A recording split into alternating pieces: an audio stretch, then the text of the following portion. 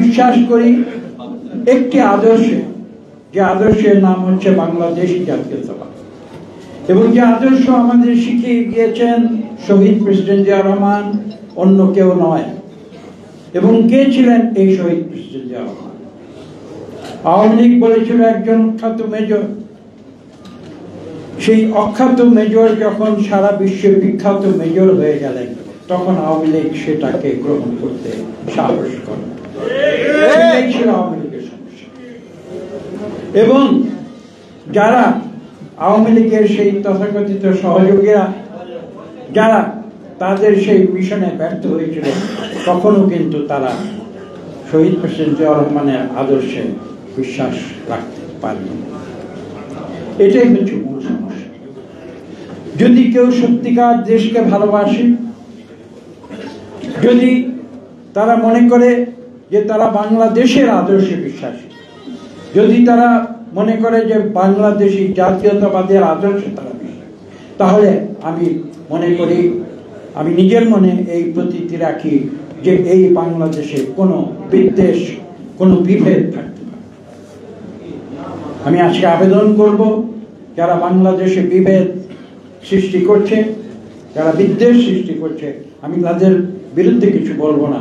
আমি তাদের প্রতি আবেদন করব যে আপনারা বাংলাদেশকে ভালোবাসতে শিখুন। আপনারা বাংলাদেশের 18 কোটি মানুষকে ভালোবাসতে শিখুন। এবং যদি সেটা হয়, আমি বিশ্বাস করি বাংলাদেশে আর কোনো দ্বন্দ্ব সৃষ্টি হবে না। দেখুন, একটি সত্য কথা বলি, যে পৃথিবীতে কোটি কোটি মানুষ, সব মানুষকে একইভাবে চিন্তা করবে সেটা নয়, মানুষ ভিন্নভাবে চিন্তা করবে, এবং সেটাই তো গণতন্ত্রের মূল কথা। আমি এখানে বলতে আসিনি যে সবাই বিএনপির আদর্শে বিশ্বাস করবে। আমি যেটা বলতে এসেছি সেটা হচ্ছে এই, যে আপনারা সবাই বাংলাদেশের আদর্শে বিশ্বাস করবেন। যদি আপনারা বাংলাদেশের নাগরিক হয়ে থাকেন, যদি আপনারা বাংলাদেশি হয়ে থাকেন, বাংলাদেশি জাতীয়তাবাদের আদর্শে বিশ্বাস করবেন। আপনাদের ভিন্ন মত থাকবে, আমাদের ভিন্ন মত থাকবে, আমরা আলোচনা করব, আমরা ডিবেট করব, এবং ডিবেটের শেষে আমরা যদি গণতন্ত্রে বিশ্বাস করি, তাহলে গণতান্ত্রিক প্রক্রিয়ায় আমাদের যে ফাইনাল যে ডিসিশন, আমাদের যে চূড়ান্ত সিদ্ধান্ত, সেটা গণতান্ত্রিক প্রক্রিয়ায় নির্ধারিত। যদি আমরা এই সত্যে বিশ্বাস করি, তাহলে বাংলাদেশে কোনো সমস্যা থাকতে পারে, আমি সেটা মনে করি। কেন মনে করি না? দেখুন, বাংলাদেশ সৃষ্টি হয়েছিল দুটি আদর্শের ভিত্তিতে। প্রথম আদর্শ ছিল গণতন্ত্র। আমরা উপলব্ধি করেছিলাম যে পাকিস্তানের অবকাঠামোর ভিতরে কোনোদিন গণতন্ত্র হতে পারে। আজকে 54 বছর পরে এসেও সেই সত্য কিন্তু পুনরায় প্রমাণিত হচ্ছে। 2, আমরা বিশ্বাস করেছিলাম যে তৎকালীন, এখনকার বাংলাদেশ, তৎকালীন পূর্ব পাকিস্তান, সেখানে 12 কোটির মতো জনসংখ্যা ছিল তখন, আজকে 18 কোটি, বা তখন 7 কোটির মতো মানুষ ছিল, আজকে 18 কোটি। সেই মানুষের মধ্যে যে অর্থনৈতিক ভেদাভেদ, সেই অর্থনৈতিক ভেদাভেদ দূর করতে হবে।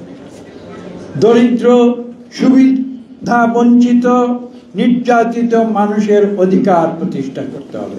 সেটা ছিল দ্বিতীয় কারণ, যে কারণে বাংলাদেশ সৃষ্টি হয়েছিল। কাজে আজকে আমরা যদি সেই 2 আদর্শ, গণতন্ত্র এবং অর্থনৈতিক সাম্য, সেই 2 আদর্শে ফিরে আসতে পারি, তাহলে আমি বিশ্বাস করি বাংলাদেশের কোনো ভেদাভেদ থাকতে পারে না। আজকে যে বিষয়টি এই সময়ে গুরুত্বপূর্ণ হয়ে দাঁড়িয়েছে, আপনারা বিগত কয়েকদিনে বাংলাদেশে যে ঘটনা প্রবাহ দেখেছেন, আমি সে সম্বন্ধে কিছু বলার ভাষা আমার জানা নেই।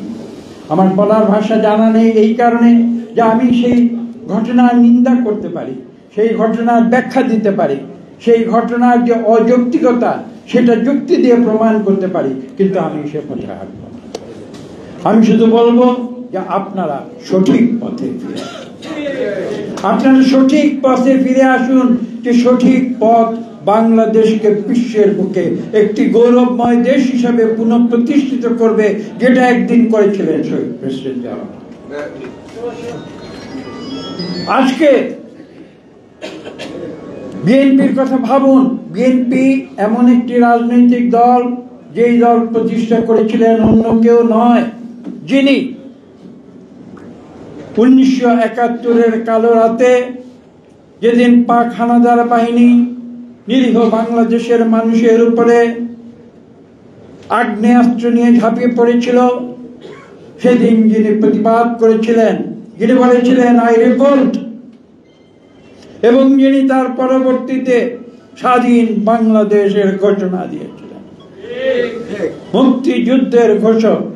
এবং একটু আগে আপনারা শুনেছেন, আজকের অত্যন্ত চমৎকার বক্তা প্রত্যেকে বলেছেন, জয়নাল আবেদিন সাহেব বলেছেন, আমাদের উলফাত সাহেব বলেছেন, আমাদের হাবিব সাহেব বলেছেন, আরো প্রত্যেকেই বলেছেন, আপনারা দেখেছেন কিভাবে সেদিন শহীদ প্রেসিডেন্ট জিয়া রহমান সম্মুখ সমরে যুদ্ধ করেছিলেন। তিনি তো ঘোষণা দিয়ে সীমান্ত অতিক্রম করে কলকাতার সুযোগ সুবিধা আরামে থাকতে পারতেন। তিনি কি দেখেছিলেন? তিনি তো সেটা করেননি। কারা করেছিল? আমি সেই বিস্তৃত ব্যাখ্যায় যাব না, কারণ আমি কারো সমালোচনা করতে চাই না। শহীদ প্রেসিডেন্ট জিয়া রহমান শুধু সম্মুখ সমরে যুদ্ধ করেননি, তিনি যে জেড ফোর্সের নেতৃত্ব দিয়েছিলেন, সেই যুদ্ধে জয়লাভ করে বীরের বেশে বাংলাদেশে ফিরে এসেছিলেন। বাংলাদেশের কোটি কোটি মানুষ সেদিন স্বাধীনতা হয়েছিল। সেই বাংলাদেশের কোটি কোটি মানুষ শহীদ প্রেসিডেন্ট জিয়া রহমানকে মুক্তিযুদ্ধের সর্বোচ্চ উপাধি বীর উত্তম উপাধি। আজকে যারা বড় বড় কথা বলে, তাদেরকে স্বাধীনতার যুদ্ধের ইতিহাস আবার নতুন করে পড়বার জন্য আমি তাদের একান্ত অনুরোধ করি। গল্প বানিয়ে সেটাকে ইতিহাস বলে চালানো যায় না। বিগত 15 বছর চেষ্টা করেছিল, আপনারা দেখেছেন, কোমলমতি বালক বালিকা স্কুলের ছেলে মেয়েদের পাঠ্যপুস্তকে মিথ্যা তথ্য সম্বলিত করে সেটাকে মুক্তিযুদ্ধের ইতিহাস বলে চালানো হওয়ার প্রচেষ্টা, তারা সেই প্রচেষ্টা ব্যর্থ হয়েছে। কেননা মিথ্যা কোনোদিন সত্যকে ঢাকতে পারে না। আজকে বাংলাদেশের যে বর্তমান পরিস্থিতি, সেখানে আসি। যে ঘটনার কারণে আজকে আমরা এই আলোচনা প্রতিবাদ সভার আয়োজন করেছি, মুক্তিযোদ্ধা দল